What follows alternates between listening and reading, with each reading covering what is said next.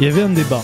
Il y avait vraiment un débat. Il y avait deux positions qui étaient claires et nettes dans la salle. C'était deux équipes qui s'affrontaient à ce niveau-là. Mais je pense que pour l'Europe, très clairement, le Brexit, c'est une bonne chose.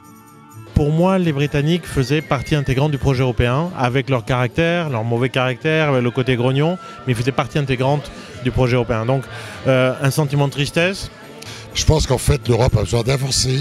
Elle a besoin de plus d'intégration sur le plan militaire, sécuritaire, sur un certain nombre de politiques d'intégration, je dirais, régalienne, et que l'Angleterre était un obstacle infranchissable. Leur départ, que l'on peut regretter ou non, est certainement une bonne chose pour que l'Europe puisse continuer à avancer. Pour la France, puisque c'était le thème de la France mérite certainement de rebondir sur ce problème post-Brexit et de prendre le leadership en Europe, de proposer des actions nouvelles. Ils sont bien complétés. Voilà, il y avait peut-être un trois quarts et un avant. Le trois quarts virevoltant Dominique Riquet qui partait dans des envolées, qui le menait sur le bord de touche, et il flirtait avec le bord de touche parfois, avec la ligne.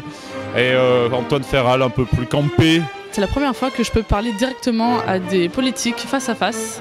Voilà, là j'ai pu poser des questions sur mon éducation parce que je suis étudiante en Angleterre. Je pense que c'est rare d'avoir un endroit où on puisse s'exprimer librement et voir quelles sont les implications, notamment pour la France et les Français vivant en Belgique.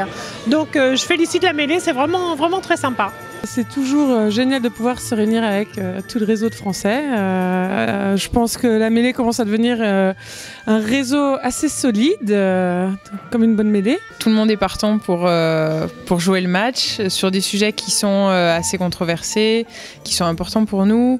Finalement, peu importe le match, parfois il y a unanimité. Et l'unanimité, c'était laquelle? C'est qu'on veut plus d'Europe dans les débats politiques en France.